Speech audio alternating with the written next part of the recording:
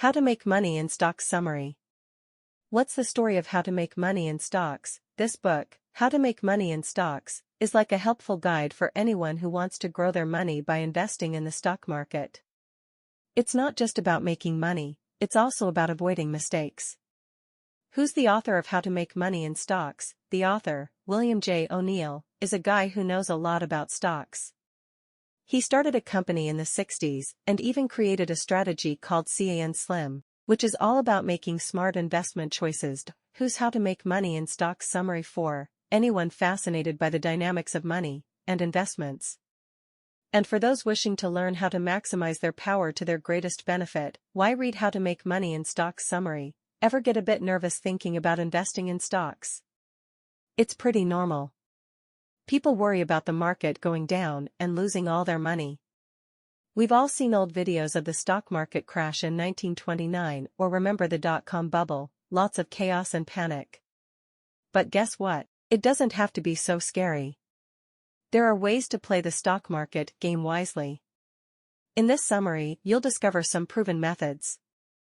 These methods help you pick the right companies, invest at the perfect time, and stay away from the not-so-great ones. The key is learning from history, the successes, and the mistakes in the stock market.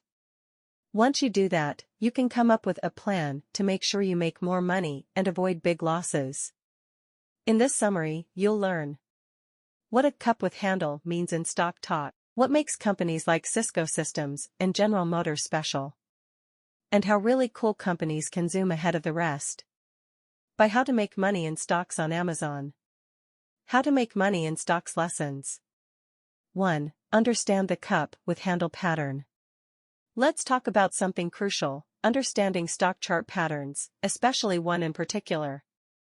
In the world of the stock market, some things stay the same no matter the time period. There are winners that shoot up, losers that crash, and some that just kind of trudge along without making much money. So, here's the cool part. You can learn from how stocks behaved in the past and use that knowledge today. Think of it like looking at X-rays or MRIs when you're sick. Doctors use those to figure out what's going on inside your body and treat you. In the same way, by reading stock charts, you can figure out patterns that keep repeating. It's like predicting the future, but with stocks. Now, there's this important pattern called the cup with handle. Imagine a stock going up for a while, then taking a little fall, making a rounded shape, and finally leveling off. That's the cup. It's like the stock is getting ready for something big. If it has a strong base of supporters, investors who believe in it, it's a good sign. That's when you should jump in, right when it's forming the handle. Most of the time, the stock will shoot up after that. Whether it's Apple in the 2000s or Sea Containers in the 1970s, this trusty stock market pattern has made investors a bunch of money over the years. Next. 2. EPS is the most important thing. Here's a straightforward concept. If you want a good stock, you need to look for one that's making more money. Profitability is like the secret sauce for a successful business, and a successful business usually means its stock price is going up. So, when you're picking stocks, keep an eye out for the ones with big earnings increases. History backs this up. Think about Google and Apple, two big tech names. Before their stock prices shot up, they both showed a significant boost in earnings. Google had gains of 112% and 123%, and Apple's earnings went up a whopping 350%. Now, a little warning, be careful with companies that only talk about making big money in the future but don't actually have the earnings to prove it. Remember the dot-com crash? Lots of companies without real earnings took a nosedive. On the flip side, companies like AOL and Yahoo, which were making serious money, didn't suffer as much. When you're hunting for these money-making companies, focus on something called earnings per share or EPS. It's like figuring out how much profit each share of a company's stock represents. Look for companies with big, steady increases in their EPS number. But hold on, don't base your decision solely on earnings growth. There are other things to consider, and we'll get into that in the next parts. But remember, the percentage increase in EPS is the most crucial thing to look at when deciding if a stock is worth buying. Onwards. 3. Invest in innovative companies at the right time. Investing in innovative companies can be a smart move, but there's a catch: you need to know when to jump in. For more than 100 years, the US has been a hub of change, bringing cool inventions to the world, from Edison's light bulb to Silicon Valley's digital wonders. Now, here's the interesting part: companies that bring revolutionary ideas also see their stock prices go through the roof. Big returns and innovation often go hand in hand. Innovation has a track record of causing stocks to skyrocket. Take Northern Pacific, the first transcontinental railroad, for example. Its stock shot up a whopping 4,000% in just 2 years, starting from 1900. General Motors' new automobiles fueled a rise of 1,368% between 1913 and 1914. Then there's Cisco Systems, creating networking gear. Its stock climbed a mind-blowing 75,000% from 1990 to 2000. The US keeps attracting innovators, so there are likely more opportunities ahead. If you missed out on companies like Apple or Microsoft, don't worry, there will be others. You just need to put in the work to find them in time. Now, when is in time? Here's the trick: great, innovative companies often keep growing way more than expected. So, don't always follow the usual advice of buying low and selling high. Take Cisco Systems as an example. It was already at its peak in 1990, before it surged by 75,000%. A study even found that stocks hitting new highs tend to keep hitting them during good market times, and the same goes for stocks hitting new lows. But, and this is important, there's a right time to buy a stock. Look for signs like the cup with handle pattern, indicating the stock is ready to break out. So, the lesson here is, spot great, pioneering companies and try to invest in them at the right time. Do that, and you'll be ahead of the game. 4. Supply and demand is very important. Something important when picking stocks: supply and demand. Think about it this way: when you buy stuff like toothpaste or cheese, the price depends on how much of it is there and how many people want it. This same idea applies to the stock market. Now, imagine one company has issued 5 billion shares, and another has only 50 million. To make the stock price go up a lot for the one with 5 billion shares, you need a ton of people buying.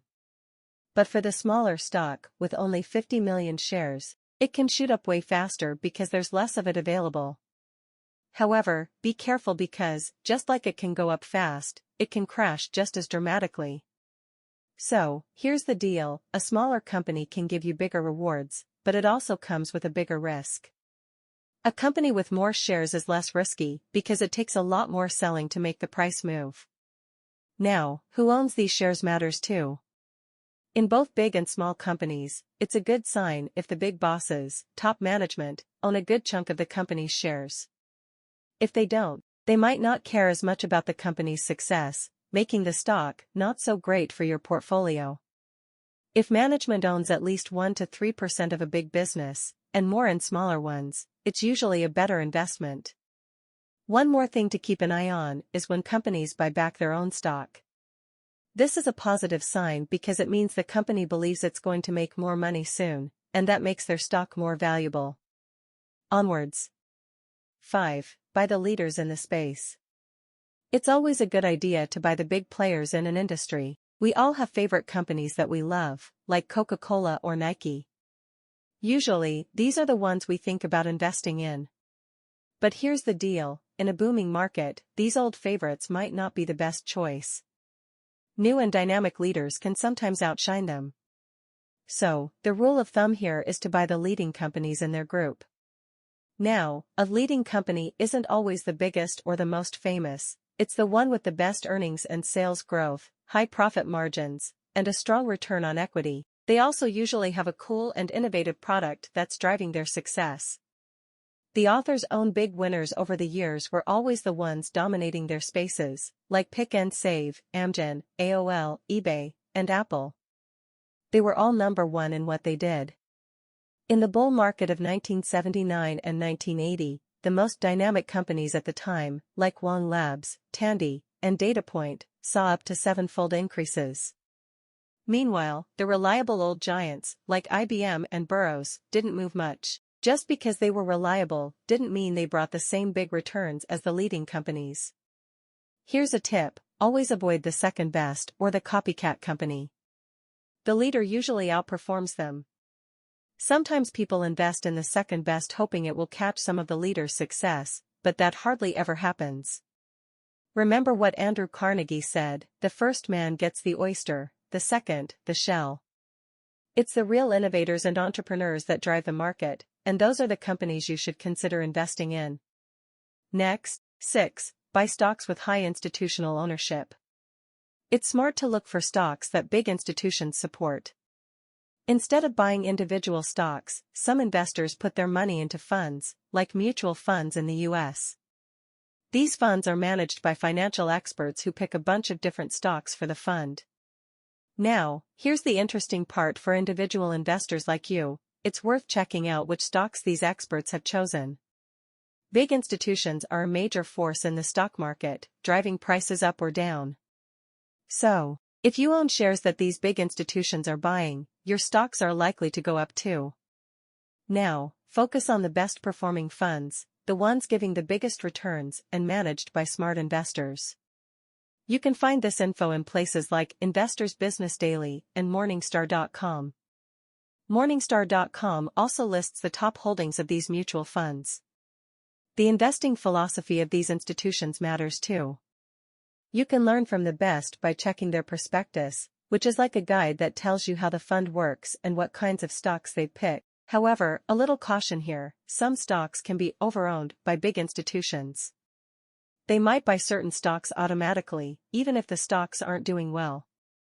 For example, in the 1970s, Xerox was a favorite of institutions, but some sharp analysts noticed the company wasn't doing great, and soon the stock went down.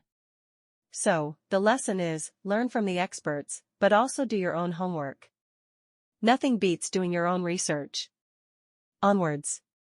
7. Keep an eye on the general market direction. It's crucial to keep an eye on the overall direction of the stock market. Here's the deal: individual stocks matter, but only up to a point. If the whole market goes down, your stocks are likely to lose money. Remember the 2008 crash? No matter how good your stock-picking skills were, if you didn't sell in time, you lost money. In a downward market, 3 out of 4 stocks usually lose value. So, what's the general market? It's like a summary of all the big stock indices, such as the S&P 500, Dow Jones Industrial Average, and Nasdaq Composite. You can check these online. To understand the market mood, look for signs of significant buying or selling. Investors Business Daily often has something called an accumulation/distribution rating, telling you if investors are buying or selling in a particular index. This helps you know if they trust the market or fear a drop. Keep a close eye on these indices because things can change in just a few weeks. If you're not paying attention, a sudden crash could wipe out your returns. For example, if stocks consistently open high and close low, it might be entering a bear market where prices fall. On the flip side, if stocks open weak and close strong, it could be the start of a bull market. Daily observation is key. Without it, you might miss these shifts. Avoid getting too caught up in financial analysts or newsletters. Often, they can just confuse you with conflicting opinions. The best strategy is to observe the market itself, kind of like studying tigers, by watching them in their natural habitat. The same goes for the unpredictable wild beast, the stock market. How to make money in stocks review. In conclusion, the central message conveyed in these insights is the importance of preparing before delving into the stock market. Acquiring the skill to interpret stock price patterns, with a special focus on the valuable cup with handle pattern, is essential. Beyond patterns, the prudent investor should ensure that the chosen stock aligns with fundamental criteria, being an industry leader, ideally offering innovative products or services, and, significantly, exhibiting consistent earnings growth. Additionally, keeping a keen eye on the strategies of top fund managers is advisable, but this must be complemented with diligent personal research. As for actionable advice, a crucial aspect of successful stock investment is knowing not only when to enter but also when to exit. Implementing a disciplined approach, Consider selling a stock if it experiences an 8% drop from your initial purchase price. This strategy serves to mitigate losses, offering a safeguard while pursuing substantial gains. How to make money in stocks quotes. William O'Neill quotes, "The moral of the story is, never argue with the market. Your health and peace of mind are always more important than any stock. Completely objective and recognize what the marketplace is telling you, rather than trying to prove that what you said or did yesterday or 6 weeks ago was right. The fastest way to take a bath in the stock market is to try to prove that you are right and the market is wrong." Humility and common sense provide essential balance. The whole secret to winning big in the stock market is not to be right all the time, but to lose the least amount possible when you're wrong. Investment books in the library. The best was How to Trade in Stocks, by Jesse Livermore. Charts plus earnings will help you tell the best stocks and general markets from the weaker, riskier stocks and markets that you must avoid altogether. I made a rule that I'd buy each stock exactly at the pivot buy point and have the discipline not to pyramid or add to my position at more than 5% past that point. Then I'd sell each stock when it was up 20%, while it was still advancing. Write to Securities Research Company, 27, Wareham Street, number 401, Boston, Massachusetts, 02118, and purchase one of the company's long-term wall charts. Also, in 2008, Daily Graphs Incorporated created a 1900 to 2008 stock market wall chart that shows major market and economic events. Detect a market top. Keep a close eye on the daily S&P 500, NYSE Composite, Dow 30, and Nasdaq Composite as they work their way higher. On one of the days in the uptrend, volume for the market as a whole will increase from the day before, but the index itself will show stalling action, a significantly smaller price increase for the day compared with the prior day's much larger price increase. I call this heavy volume without further price progress up. The average doesn't have to close down for the day, but in most instances it will, making the distribution, selling, much easier to see, as professional investors liquidate stock. The spread from the average's daily high to its daily low may in some cases be a little wider than on previous days. Also, if one of the indexes is down for the day on volume larger than the prior day's volume, it should decline more than 0.2% for this to be counted as a distribution day. After, success in a free country is simple. Get a job, get an education, and learn to save and invest wisely. Anyone can do it. You can do it. See current quarterly earnings and sales. The higher, the better annual earnings increases. Look for significant growth and new products, new management, new highs, buying at the right time as supply and demand, shares outstanding plus big volume demand L leader or laggard, which is your stock. I institutional sponsorship, follow the leader's M market direction, how you can learn to determine its secret tip. The first step in learning how to pick big stock market winners is to examine leaders of the past, like those you're about to see, to learn all the characteristics of the most successful stocks. From these observations, you will be able to recognize the types of price and earnings patterns these stocks developed just before their spectacular price advances. A great trader once noted there are only two emotions in the market, hope and fear. The only problem, he added, is we hope when we should fear, and we fear when we should hope. This is just as true in 2009 as it was in 1909.